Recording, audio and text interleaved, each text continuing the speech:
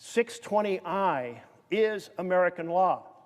It enables the President of the United States to tell Netanyahu, Prime Minister Netanyahu, we are not allowed by law to provide another dollar of aid as long as you are restricting humanitarian aid into Gaza through these broken deconfliction process and complicated, convoluted inspection process. Never again should a woman delivering a child in Gaza go through a C-section without anesthesia. Never again should a child having an arm or leg amputated because it's shattered or it's full of gangrene have it done without anesthesia. Never again should these medical procedures occur with antibiotics. The U.S. can deliver and is morally bound to address this shortfall of medical aid. But how the Netanyahu government wages that war matters. And how they have done so is deeply disturbing to millions of Americans, and it's deeply disturbing to me. In Gaza, calamity after calamity multiplies the suffering. It's not just a shortage of food. It's a shortage of food, it's contaminated water, it's massive displacement, it's continuous bombing and shelling, it's destroyed hospitals and other hospitals that desperately need drugs and medical supplies. It is communication failures due to damage and communication failures due to blackouts. One doctor who came out of Gaza talked to me about the extraordinarily deep wounds, burns caused by white phosphorus.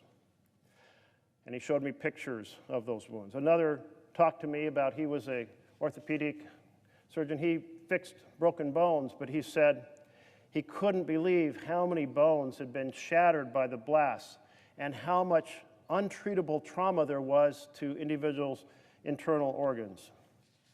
UNICEF estimates that at least 1,000 children have had arms or legs amputated, many without anesthesia. Or thinking about food, 90% of Palestinians are living on less than one meal a day. Only one of the 3 clean drinking water pipelines from Israel is functioning. And water filtration equipment has been repeatedly turned away by Israeli inspectors, as I saw for myself in Rafah. Just 14 of 36 hospitals are still operating, and those hospitals lack basic medical supplies, and even lack food. New mothers have been profoundly impacted. More mothers are having miscarriages. More mothers are having stillbirths. More mothers are anemic and suffering postpartum hemorrhaging. More mothers are undernourished and cannot breastfeed, and yet finding clean water and formula is extremely difficult.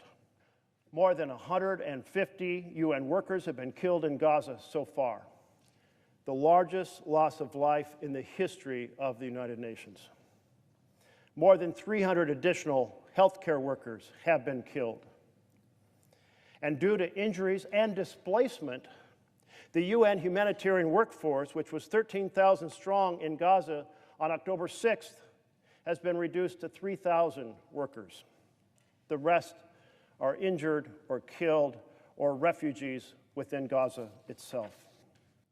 It is the Netanyahu government that has chosen a war strategy against Hamas that has killed a breathtaking, shocking, unacceptable number of Palestinian civilians.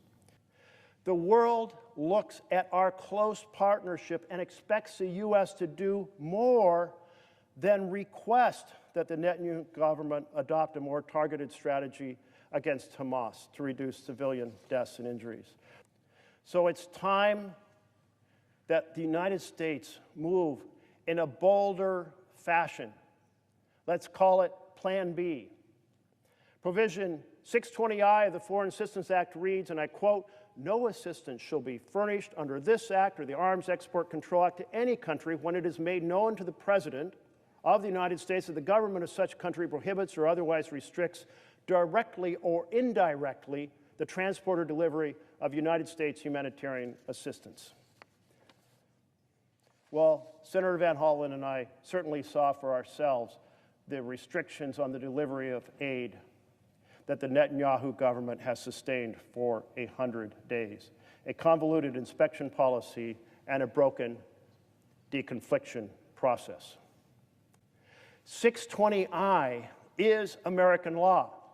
It enables the President of the United States to tell Netanyahu, Prime Minister Netanyahu, we are not allowed by law to provide another dollar of aid as long as you are restricting humanitarian aid into Gaza through these broken deconfliction process and complicated, convoluted inspection process.